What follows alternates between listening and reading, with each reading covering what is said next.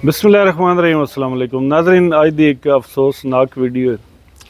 इस वीडियो तो तुहानू दसना है, गड्डी साढ़े दोस्त हैं, मेरे वीवर हैं, उन्होंने गड्डी चोरी हुई, उस बारे तुहानू दसना है। उस बारे मालूमात होवे कि नहीं वेखी होवे गड्डी खलोती हुई तां ओह तुसां इतला लाजमी दसो, ठीक है। थोड़ी जी तुहानू स्टोरी दसां भी ओह गड्डी चोरी किवें हुई है। बड़ी हैरान कुन गल है, जिस तरह गड्डी चोरी होंदी पई है, बड़ा अजीब जिहा वाक़या तुहानू ओह भी नाल दस लवां। चादरां लोड हैं, लोहे दीयां चादरां, मज़दा गड्डी है। उस लोहे दी चादरां लोड हैं। शेखुपुरे तो गुजरात वाली पासे जांदा पिया साडा ड्राइवर वीरा, 32 चौक बाईपास दे लागे उत्थे कि नहीं पुलिस वाले खलोते आन।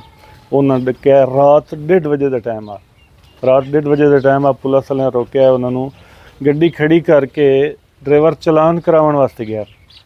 जो चलान करा के आया, ज़ाहिर है जो जिथे ट्रैफिक अफसर चलान करते पे उस उत्थे रश भी है, उसी वो डिठा वाक ना आई, उसी कोई 2-3 मिनट उत्थे लग गए। जो बेचारा चलान करा के आया तो वो गड्डी गायब आ।